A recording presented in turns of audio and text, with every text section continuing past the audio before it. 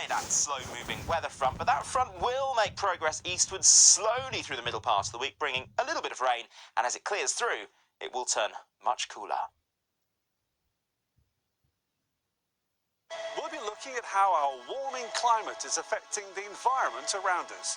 From birds to plants and trees, we'll investigate the challenges they face from our changing seasons. There's not been any kind of frost, and they've just grown and grown and grown. They're really quite early this year. Weather World, Saturday at 2:30 on the BBC News Channel.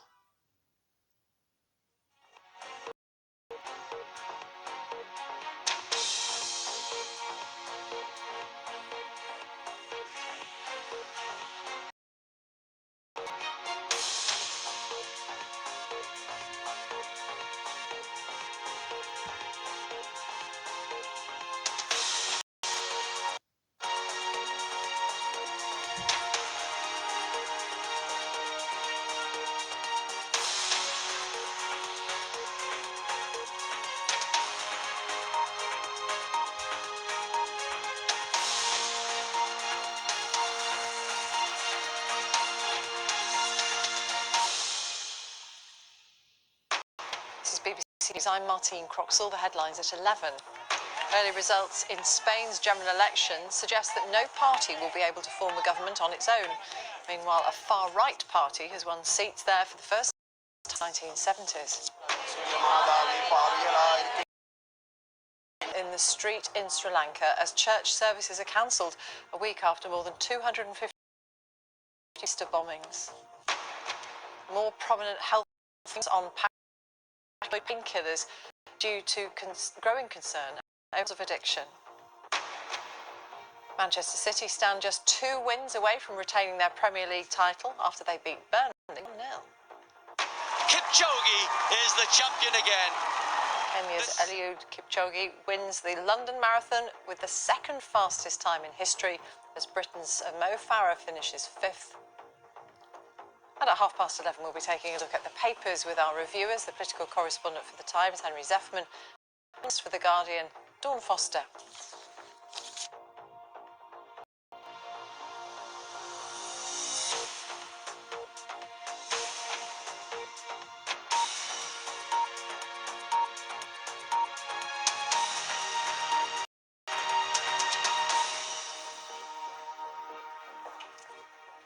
Good evening, welcome to BBC News. Spain has been voting in a general election that's been one of the divisive in decades. The election's been marked by the rise of a far-right party called Vox, which opposes unrestricted immigration. With 95% of the votes counted, the ruling Socialist parties won the most seats, but without an overall majority, so they would have to form a coalition. These are live pictures of the leader of Socialist Party, Pedro Sanchez, speaking to supporters who've gathered there in Madrid, but with this far-right party likely to now being able to take seats in for the first time since the Franco era of the 1970s. This watch from our Europe editor, Katia Adler. Spaniards today were on a mission, crowding into polling stations. For them, this is no run-of-the-mill general election. With politics here polarised, today's vote, some here told us, was a fight for Spain's soul. I'm nervous because I want the people I support to win, but at the same time I'm kind of excited. España se juega mucho. There's so much at stake in Spain. The unity of Spain, the integrity of Spain, the identity of Spain. Spain has suffered something of an identity crisis. Push for Catalan independence. Sales in Spanish flags have shot up a couple of years. Now, for the first time since the death of Spain's 20th century dictator Francisco Franco, a far-right party has won seats, a sizable chunk of them, it seems, in the Spanish parliament. Vox promises to make Spain great again. That phrase sound familiar? It beats the nationalist drum, promising to preserve, including more controversial traditions like bullfighting. We need to be proud about our country in a way that we haven't been for a long, long time. Defending the unity of Spain, the history of Spain, defense of your system, your flag. And the link with Franco that's being made? What link with Franco? Franco's been dead for 45 years. We weren't even born when Franco died. There's no link with Franco. Like populist nationalists in France and Italy, Vox is tough on immigration, on Islam, and on crime. But Vox is extremely Spain-centric. It is bullfighting, pro-EU, anti-Catalan independence. But in this country, split left and right since the Vox, unlike other populist movements across Europe, has failed to attract disaffected workers who traditionally vote for the left.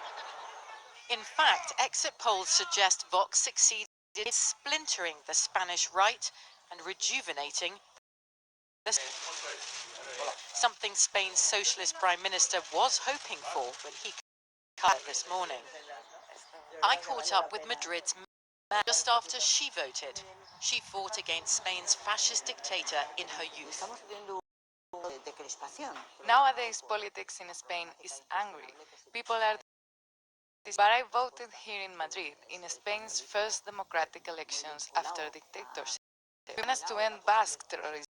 We'll find a solution to divided politics. Maybe, but deep political divisions seem to have become the new normal in Europe.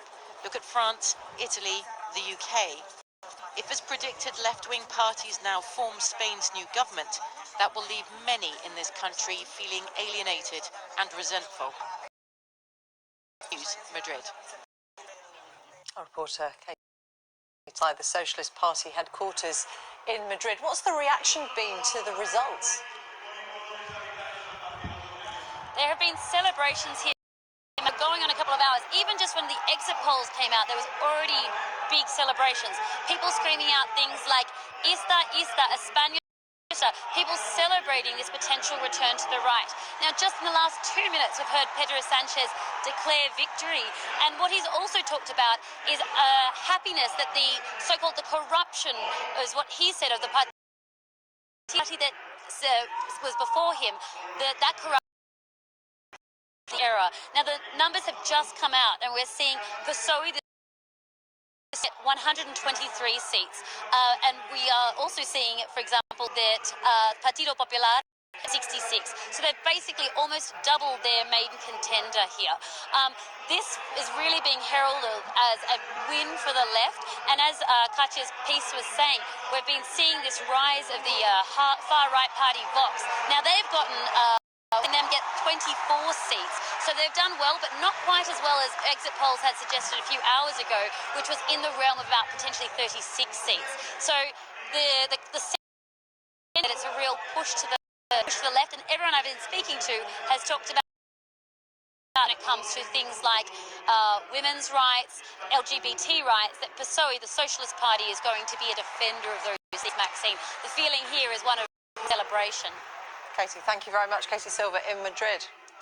Well, in the last hour, Pablo Iglesias, Secretary-General of the left-wing populist party Podemos, said his party would be willing to enter talks with the Socialist Party with an aim of working in a left-wing coalition government. As Alberto said, we would have liked to have a better result, but it's sufficient to achieve the two aims of our electoral campaign. The first is to stop the right and the far right. The second aim, to build a left-leaning coalition government. From now on, we have to work hard, with discretion, we have to work in meetings, we have to create a government plan, and we're going to carry out the mandate given to us so that we can have a government, coalition government in Spain, to put into practice policies to protect the majority social issues. Pablo Iglesias of the Podemos party. The people of Sri Lanka have been marking a week since the bomb attacks which claimed the lives of at least 250 people on Easter Sunday. The attackers were Islamist extremists who targeted Christian worshippers in church services, as well as people in some of Colombo's biggest hotels. This evening, the Sri Lankan government announced that from tomorrow they will ban any form of face covering that might stop someone from being identified. My colleague Clive Myrie in Colombo sent this update. 7 days ago, the devout gathered at St. Anthony's Church to mark the resurrection of Christ. Today, they gathered again, but this time with the army and police, a security cordon, and a sense of fear. Because the sounds of screams filled the church at 8:45 last Sunday morning. At 8:45 today, bells tolled for the dead.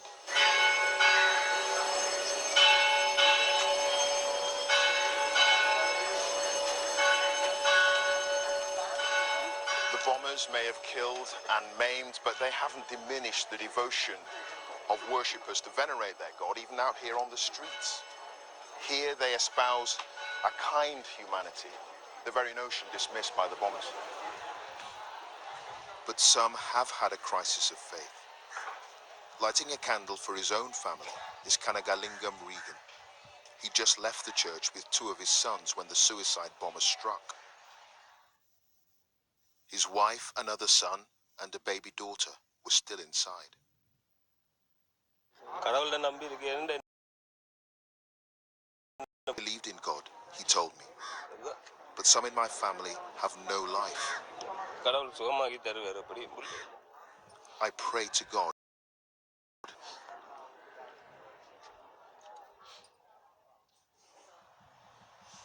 Meet his 4-month-old daughter, Lakshika. Her tiny body badly burned. Her mother and older brother are in intensive care. 3 reasons, perhaps, someone to lose faith. These are the babies. In all, 19 children ended up at this hospital after the bombings. Many others died. Diduni is 5 years old. Her brother and grandmother are descendants of one of the suicide bombers. Her throat, badly scarred by the blast, will recover. But how scarred is her mind? She still hasn't been told. Her relatives are dead. This is the alleged mastermind behind senseless murder, Zahran Hashim. And this is the result of his conspiracy, the bombing of St. Anthony's. Hashim died blowing up a hotel, while his father and 2 brothers, co-conspirators, are now dead after a police raid. Today we were allowed inside the still damaged St. Anthony's Church. Members of the Sri Lankan Navy tried to clean away the stain of violence to restore this house of God. They reckon it'll be about a month, maybe 2, before this place is handed back for worship. And what happened here is destined to be passed down the ages. All the other acts of religious intolerance that blacken history. This country will move on, darkened by fanatics. And the fervent hope is that the trauma of long ago will unite Sri Lanka rather than divide it. Clive Myrie, BBC News in Colombo.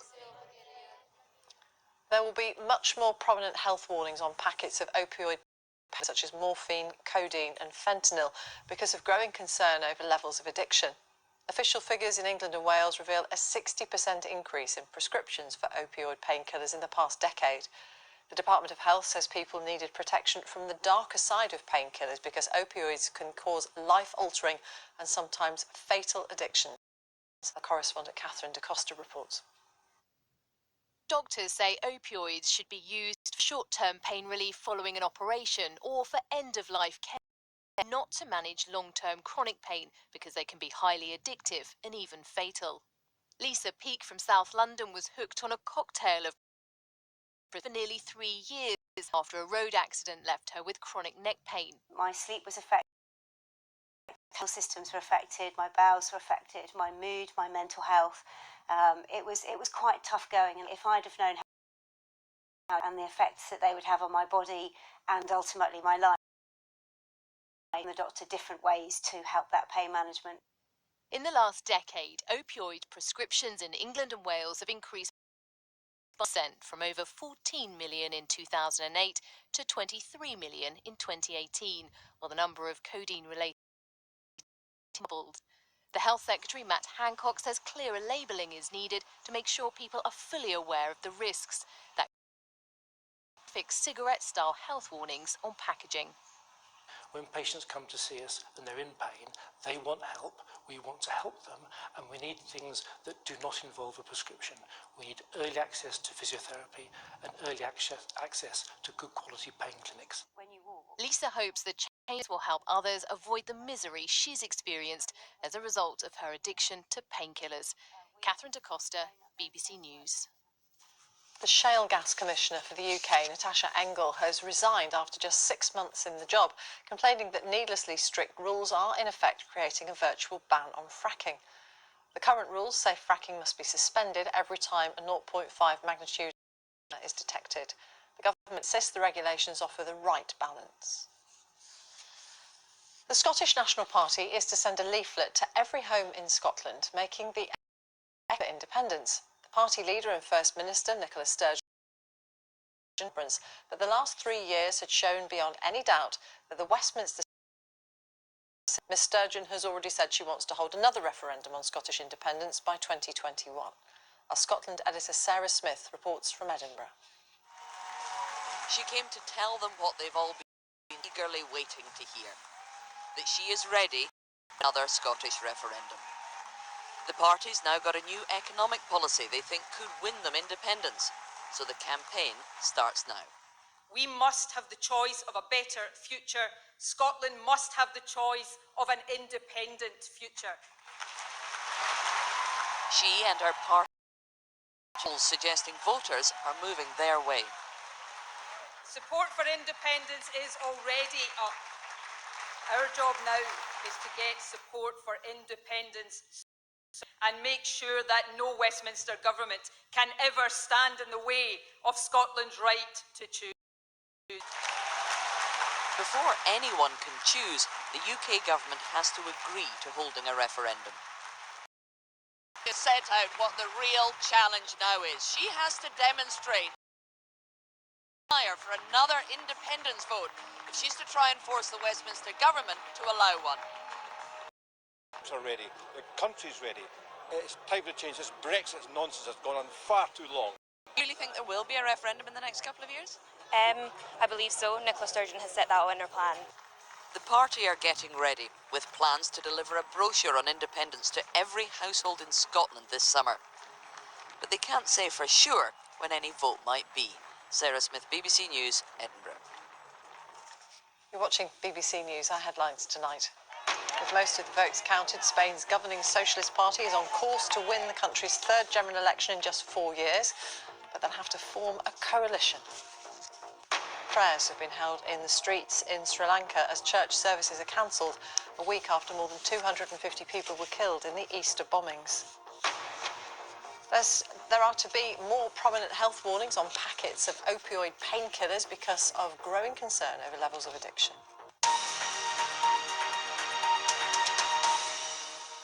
Sport, a full roundup from the BBC Sports Centre now with Tolson. Hello. Hello, Martine. Good evening to you. Good evening to everyone out there. Liverpool's Virgil van Dijk and Arsenal striker Vivian Miedema have won the Professional Footballers Association Player of the Year awards for 2018-19. Van Dijk is the first defender to take the award since Chelsea centre-back John Terry in 2005. Netherlands international Miedema is the top scorer in the WSL this season and has scored 39 goals in 46 appearances in all competitions. Manchester City's Raheem Sterling and Georgia Stanway won the men's and women's young player prizes respectively. Obviously, Winners' Award, voted by all the players you play against week in, week out, is fantastic. I think it's the highest honor you can get, and really proud. So yeah, it's great to get recognition from all the players, and obviously defending is as important as attacking. Well, Van Dijk's Liverpool now trail Manchester City by a point in the Premier League after City picked up a narrow 1-0 win at Burnley. And City did struggle to find the breakthrough, which came in the 63rd minute when Sergio Aguero's shot just about crossed the line. It was confirmed using goal line technology. If City win their 2 remaining games against Leicester and Brighton, they'll retain the title. Manchester United goalkeeper David De Gea's form is in the spotlight once again after they were held to a 1-1 draw by Chelsea. United took the lead at Old Trafford through Wayne Mata in the 11th minute as he struck against his former club. But then 2 minutes before the interval, De Gea spilled Antonio Rudiger's speculative effort, allowing Marcos Alonso to level the score. So Manchester City are back above Liverpool. Just a point separates them with 2 games left. There's been no change in the places from 3rd to 6th after the weekend's games. Arsenal remained 5th despite losing 3-0 at Leicester, their 3rd straight league defeat. Chelsea women have failed to reach their first Champions League final after they were beaten 3-2 on aggregate by the holders Lyon. And trailing 2-1 from the first leg in France, Chelsea fell behind when Maren Mjelde deflected a Lyon shot into her own net. And Chelsea responded when Ji So-yeon curled home a delightful Messi-esque free kick. And needing just a goal to take it to extra time, Karen Carney almost found it, but a second proved beyond them. Lyon will play Barcelona in the final. Meanwhile, Arsenal have sealed their first Women's Super League title since 2012 with a 4-0 win over Brighton. A record crowd of over 5,000 at the Amex saw the Gunners clinch the title with a game to spare. Sheffield United will play in the Premier League next season after their promotion rivals Leeds United drew 1-1 with Aston Villa. And these were the scenes at Bramall Lane as that result came through from Ellen Road. The players clearly had the champagne on ice in anticipation as they returned to the top flight for the first time since 2007. What scenes? Now, Valtteri Bottas is back on top of the Formula One Drivers' Championship after winning the Azerbaijan Grand Prix. It was a Mercedes 1-2 as Bottas, who now has 2 race wins, finished 1.5 seconds ahead of his teammate Lewis Hamilton. That's 4 consecutive 1-2s for Hamilton and Bottas now. Ferrari's Sebastian Vettel finished 3rd and his teammate Charles Leclerc 5th. Andy Murray says he's pain-free and suggests he should return to action sooner rather than later. The 31-year-old hasn't played since the Australian Open and has since undergone a second hip operation. But speaking at the London Marathon, where he was an official starter, Murray was optimistic about his future. It's really good actually, and no pain anymore, and just a bit weak from where I got cut, kind of on the side of my leg for the operation. But I'm doing well. I'm happy, pain-free, and enjoying my life. I think your mum let out last week that you've been hitting a ball against a wall. Yeah, I've been hitting a few balls from a stationary position. I'm still quite a long ways from sort of testing it properly, running around the court, but I just have to see what happens. I don't feel any pressure that I need to come back and play again, but if my body feels good and I'm pain-free, then I'll give it a go. Good to hear, Martine. That's all your sport for now, though. Tolson, thank you very much. At Westminster tomorrow, senior Conservative and Labour figures will resume talks to try to find common ground on Brexit. The Labour leader, Jeremy Corbyn, is under increasing pressure from within his party to back another referendum on Brexit ahead of a key party meeting on Tuesday. Our political correspondent Ian Watson is at Westminster and sent this update. I think both sides want to be seen to be striving for a deal a month after we were due to leave the EU. More documents have been going to and fro between them over the weekend. And I'm told they're going to try to explore a compromise on a customs union, a sticking point so far. But there's no great expectation that they'll reach agreement. And Jeremy Corbyn is becoming under renewed pressure from many of his own members to commit to a referendum whatever deal emerges. Currently, Labour's position on a referendum is only to back it in very limited circumstances, to avoid a bad Tory deal as they would see it, or no deal at all. But now the party's deputy leader, Tom Watson, is urging activists to lobby Labour's ruling National Executive to strengthen a commitment to a referendum when they meet on Tuesday to discuss the party's European election manifesto, proving that with Brexit it's difficult to get agreement not just between the parties but within them as well. Ian Watson.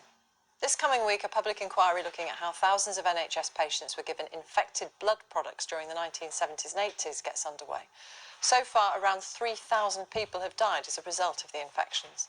The scandal is considered to be one of the worst ever disasters in the history of the NHS. Our health editor Hugh Pym reports. He just looks at me and goes, "That's your life for the next 2 years." And then I said, "What do you mean by that?" And he goes, "Well, you've got about 2 years to live." That's when it hit me. It was the moment Martin was told he had HIV in the 1980s, because the NHS had given him a blood product for his haemophilia, which turned out to be infected. Years later, he saw evidence doctors had known about his infection, but not told him. I saw the letter dated 1985 between one hospital and another discussing me and the fact that they knew I was HIV positive, but they did not wish me to know. That is just staggering. It is a deadly disease and there is no known cure. It was a time when there was uncertainty and fear about HIV and AIDS. Official public health adverts underlined that, and that created stigma for those infected with HIV. So protect yourself. My cousin, who also contracted HIV through haemophilia, he passed away. At his funeral, I could feel these eyes burning into me, looking at me, thinking, how long's he got? Martin was confronted with unjustified fears he had AIDS. He was a regular player with his local pub pool team and was thrown out, and later he lost his job. One day the bosses called me in and they said to me, the rest of the workforce are not happy. And they basically said, either I go or they go. And I was forced out. And I've never worked since. The inquiry will look at why the clotting agent given to haemophiliacs was often imported and made from blood sold by donors, including prison inmates. Infected blood supplies were also given to patients needing transfusions. Since the launch last July, the inquiry team has carried out a nationwide trawl for official files. Now they're being painstakingly reviewed. Just one of these boxes contains 900 documents. It's thought by the end of the inquiry, literally millions of pages will have been examined. There have been allegations of a high-level cover-up, and the inquiry will try to establish who knew what and when. For Martin, it's a chance to get to the truth after decades of waiting. I would like some answers. I would like some openness. If there is anybody out there who is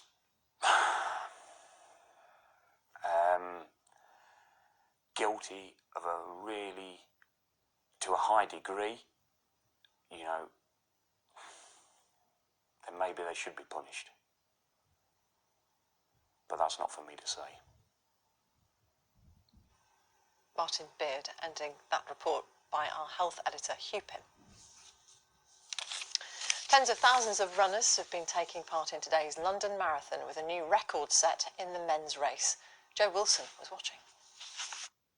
When the camera swooped to find the elite group, it was Kenya's Eliud Kipchoge in control. Of course it was. Mo Farah was toughing it out behind. Kipchoge beamed across the line in the quickest time London's ever witnessed. Farah said he had no regrets about his comments in the build-up, but finishing fifth was not the plan. Bridget Kosgei made her victory look easy, as did Manuela Schär of Switzerland in the women's wheelchair event. 20-year-old American Daniel Romanchuk won the men's race, but there were 40,000 stories. Well, runners in an array of colourful costumes took part in the London Marathon in what's been a record-breaking year for applications. This is Lucas Bates, who was aiming to break the Guinness World Record for the fastest marathon dressed as a landmark building, which of course in his case was Big Ben. What he didn't plan for, however, was getting his sizable costume over the line. After a few attempts of getting underneath the hoardings and a little help from fellow competitors, he managed to finish the race, although sadly for Lucas he wasn't quick enough to break that world record that he was after. Well, there were lots of other impressive costumes as well, pounding the pavements alongside Big Ben, and many Guinness World Records have been set today by fancy dress runners. A man made it round the gruelling course in 3 hours and 57 minutes dressed as a tent. A panda achieved a time of 3 hours and 48 minutes. A runaway bride, now this is impressive. It's a man though, isn't it? I've just realised, sorry. Completed the marathon in 2 hours and 49 minutes. Even so, if it did it in heels, great. And a crayon, yes, a crayon completed the course in under 4 hours. And the Thunderbirds will almost certainly go, with Met Police officers making it round in an impressive costume in under 6 hours. See what you can do when you put your mind to it. Stay with us. We'll be taking a look at the papers in a moment with our guest, political correspondent for The Times, Henry Zefferman, and columnist for The Guardian, Dawn Foster, coming up just after the headlines at 11:30. But to take us there, a look at the weather forecast. Here's Ben. Hello. Martine, thank you very much. Good evening. Watch those marathon runners. Very impressive. I ran 5 kilometres this morning and wondered how on earth I'd get any further than that, even not in a silly costume. As far as the weather is concerned, well, we've made it to the end of the weekend. And after some wind and some rain at the start of the weekend, well, it's ended on a very pleasant note for some. That was Shetland a little bit earlier on. Not as bright as that to end the day in Devon. More cloud here, and that cloud in some western areas has been producing some outbreaks of rain. You can see it here on the satellite picture, sliding its way in from the west, but not making much progress eastwards. So as we go through the rest of tonight, cloud and patchy rain affecting western Scotland, Northern Ireland, just fringing into parts of Wales and the southwest at times. Further east, largely dry with clear spells, some mist and fog patches, and a relatively chilly night. In fact, there could be a touch of frost for some in northeast England and eastern parts of Scotland. So we get on into tomorrow, and a lot of dry weather around. Some early fog patches to break and lift, but they will, and then we'll see some sunny spells, best of those across Scotland.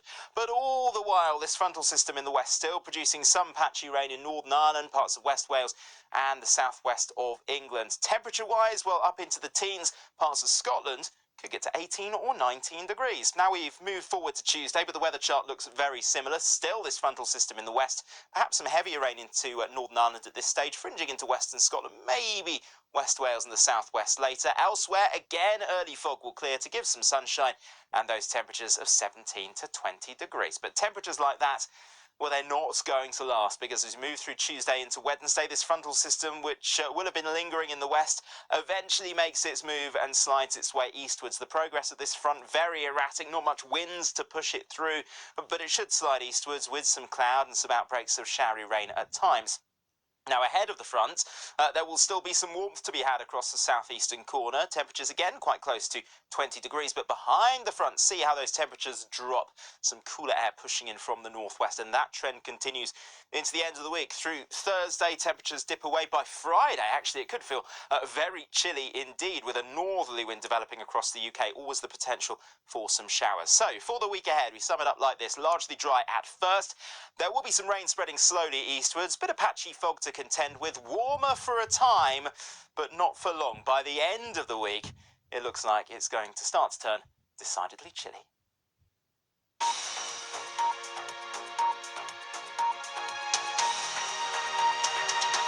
Hello, this is BBC News. I'm Martine Croxall. We'll be taking a look at tomorrow morning's papers in a moment, but first, the headlines.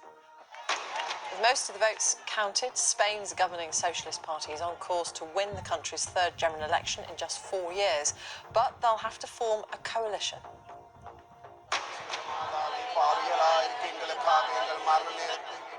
Prayers have been held in the streets in Sri Lanka as church services are cancelled a week after more than 250 people were killed in the Easter bombings. There are to be more prominent health warnings on packets of opioid painkillers because of growing concern over levels of addiction.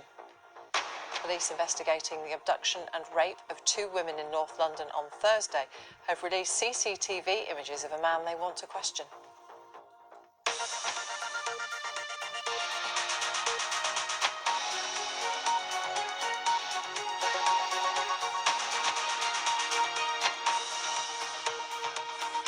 Hello and welcome to our look ahead to what the papers are bringing us tomorrow.